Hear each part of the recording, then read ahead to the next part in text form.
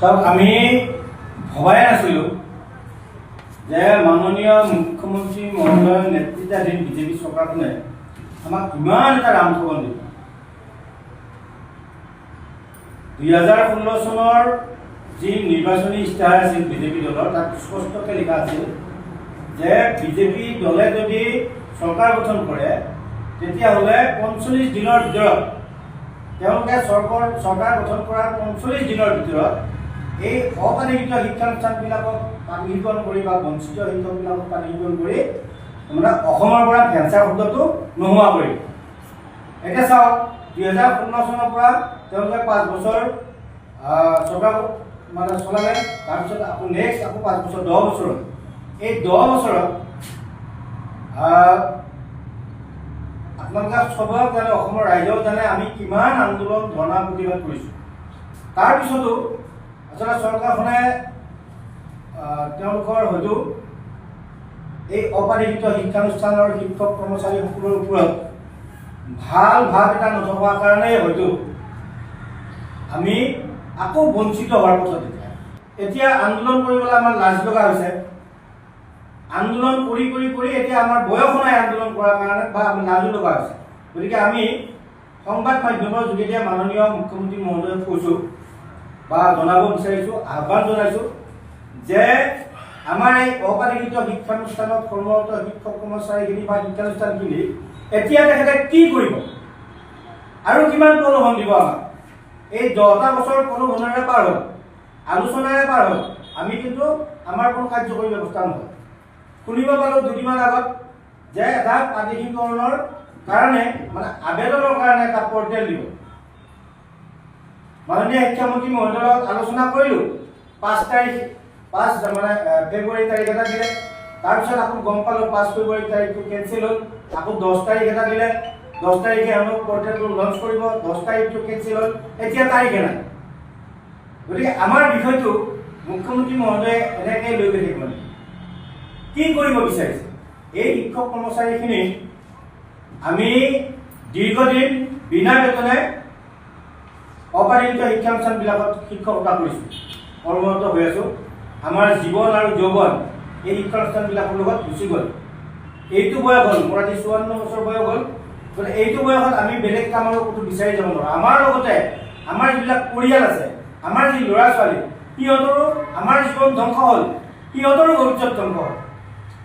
এতিয়া মাননীয় মুখ্যমন্ত্ৰী মহোদয় বা চৰকাৰখনৰ ওপৰত আমাৰ সদৌ অসম অপানীকৃত শিক্ষক কৰ্মচাৰী সংস্থাৰ তৰফৰ পৰা এটাই বিনম্ৰ আহ্বান থাকিব যে এই শিক্ষানুষ্ঠানত কৰ্মৰত আমাৰ যিখিনি শিক্ষক কৰ্মচাৰীৰ পৰিয়াল, ল'ৰা ছোৱালীৰ ভৱিষ্যতলৈ চাব লাগে। চাই মাননীয় মুখ্যমন্ত্ৰী মহোদয়ে কৰিব নোৱাৰা কাম একো নাই বুলি আমি ধৰি লৈছোঁ। ইতিমধ্যে আমি দেখিছোঁ, অসমৰ ৰাইজে দেখিছোঁ, অসমৰ সৰ্বস্তৰৰ মানুহৰ কাৰণে তেখেতে বিভিন্ন আঁচনি কৰিছে, কিন্তু একমাত্ৰ মাহিয়াল চকুৰে বা আমাক বঞ্চিত কৰি ৰাখিছে মানে অপানীকৃত শিক্ষক কৰ্মচাৰী। আমাক কোনো আঁচনিয়ে ঢুকি নাপায়। আমি এনেকৈ হয়তো এদিন শেষ হৈ যাম। আৰু যদি মাননীয় মুখ্যমন্ত্ৰী মহোদয়ে আমাক শেষ হোৱাটোকে বিচাৰিছে, এনেকৈ শেষ কৰাতকৈ আমি আগতেও এদিন কৈছোঁ যে আমাৰ বিদ্যালয়বিলাকক তেখেতে তালা লগাই দিয়ক। আমাৰ এনেকৈ পেটত লঠিয়াই থকাতকৈ আমাৰ বিদ্যালয়বিলাকক তালা লগাই দিয়ক।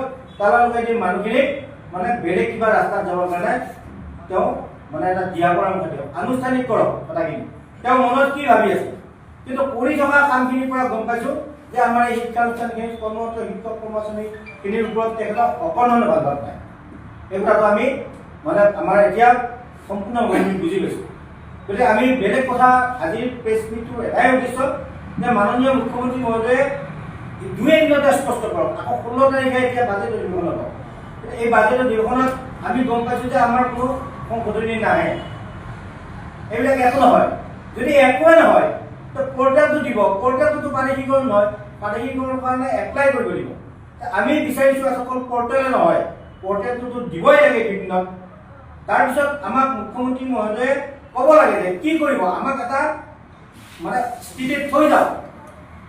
এই 10 বছৰ হ'ল, এজন মানুহৰ কাৰণে কিন্তু আমি অপ্ৰিয় সত্য কথা ক'ব লাগিব, এজন মানুহৰ কাৰণে কিন্তু আমি খাব নাপাই লঘোণা আছোঁ। সেইজন মানুহ হ'ল মাননীয় বৰ্তমানৰ মুখ্যমন্ত্ৰী মাননীয় হিমন্ত বিশ্ব শৰ্মা মহোদয়। তেখেতে কংগ্ৰেছত থাকোঁতে 15 বছৰ শিক্ষামন্ত্ৰী হৈ আছিল। বিজেপিত আকৌ যেতিয়া আহিল বিজেপিত আহি তেখেত শিক্ষামন্ত্ৰী প্লাছ বিত্তমন্ত্ৰী তেতিয়াও তেখেতে কৰিব পাৰে, তেতিয়াও আমাক একো নকৰিলে। এতিয়া তেখেত স্বয়ং মুখ্যমন্ত্ৰী, তো মুখ্যমন্ত্ৰী হৈও তেওঁ 5 বছৰ আমাৰ কথা ভাবিবলৈ সময় নাপায়। গতিকে কেতিয়া কৰিব, কি কৰিব বিচাৰিছে আমাক আমি বহুদিন কৈছোঁ যে আমাক এনেকৈ তিলকে মাৰি পেলোৱাতকৈ আমাক একেবাৰে মাৰি পেলাওক, এবাৰতে মাৰি পেলাওক। আমাৰ এইটোৱে আহ্বান। আন্দোলন আমি নকৰোঁ, আন্দোলন কৰিবৰ কাৰণে লাজ লগা হৈছে আজিৰ তাৰিখত। আজি নতুনকৈ উঠি অহা যিটো নতুন প্ৰজন্ম, এই প্ৰজন্মটোৱেও আন্দোলন সমৰ্থন নকৰে আৰু লাজ লগা কথা এইটো আন্দোলনটো। এই বৰ্তমান এই যুগত ইমান এইটো আধুনিক যুগত যদি আমি শিক্ষকে আহি ৰাস্তাত আন্দোলন কৰিবলগীয়া এটা পৰিৱেশ হয় দৰমহা নোপোৱাৰ কাৰণে, এই কথাটোৱে মই ভাবোঁ মাননীয় মুখ্যমন্ত্ৰী মহোদয় লাজ পাব লাগে, শিক্ষামন্ত্ৰী মহোদয় লাজ পাব লাগে, আৰু এই বৰ্তমান যিখন মুখ্যমন্ত্ৰী মহোদয় নেতৃত্বাধীন যিখন চৰকাৰ, এই চৰকাৰখনো আচলতে লাজ পাব লাগে। আমি এনেকৈ প্ৰেছ মিট দিওঁতে তেওঁ লাজ লাগিব লাগে।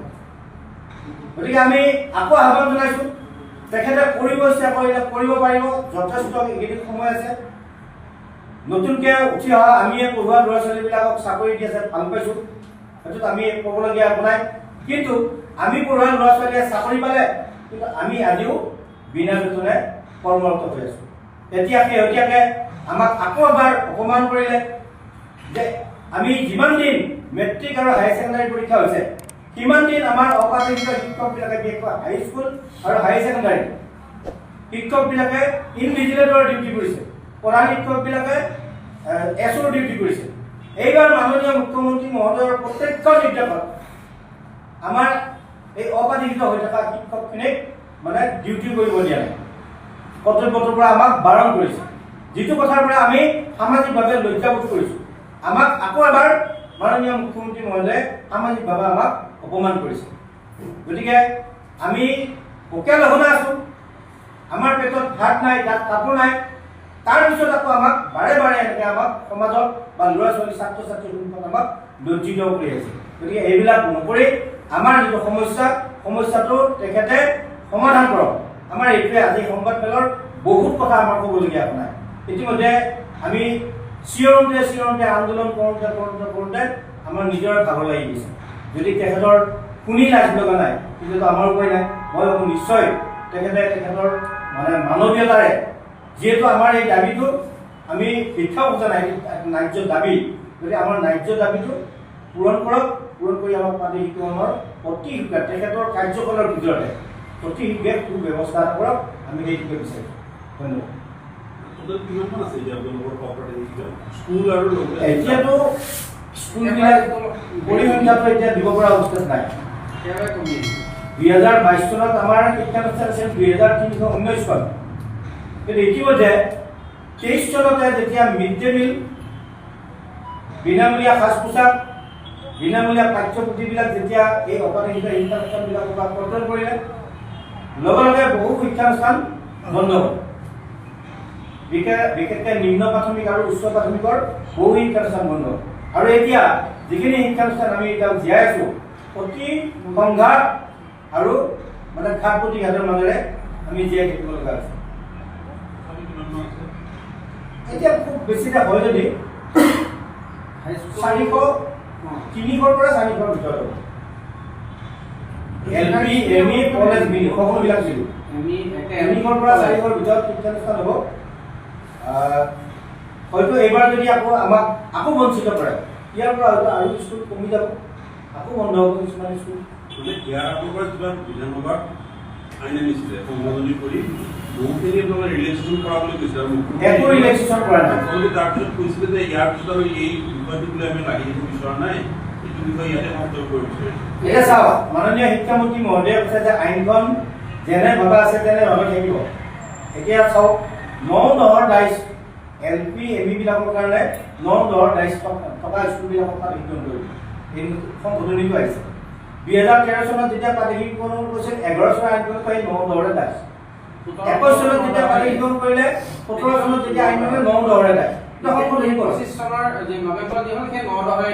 আমাৰ এই শিক্ষানুষ্ঠানবিলাক 1-1-6 স্থাপিত, কিন্তু বিভাগীয় যিবিলাক অনুমতি স্বীকৃতি এইবিলাক 1-1-6 পিছত বহুত শিক্ষানুষ্ঠান আছে। এতিয়া আইনখনত আকৌ এই বিভাগ বিভাগীয় যিটো পাৰ্মিশ্যনটোকে বিচাৰি আছে। কলেজৰ ক্ষেত্ৰত মাতে এটা শিথিলতা আনিছে, সেই শিথিলতা দি মাত্ৰ 15খন কলেজ বা 20খন কলেজ আহিব। তেওঁলোকৰ কনফাৰেন্স লাগে, আগৰ 17 আইনমতে তেওঁলোকক NOC লাগে বুলি কৈছে। বাকী শিক্ষানুষ্ঠানৰ কাৰণে গোটেই ক্ৰাইটেৰিয়াটো এক হৈ আছে। 1-1-6 আগত মাটি বিচাৰিছে আইনখনত। কিন্তু আপোনালোকেও জানে যে মাননীয় মুখ্যমন্ত্ৰী মহোদয়ে সৌসিদিনালৈকে কৈছে যে আমাৰ বসুন্ধৰা আঁচনি আবেদন কৰি যদি শিক্ষানুষ্ঠানখনে মাটি পাইছে তেতিয়াহ'লে সেই শিক্ষানুষ্ঠানসমূহ মাটিকৰণ কৰা হ'ব।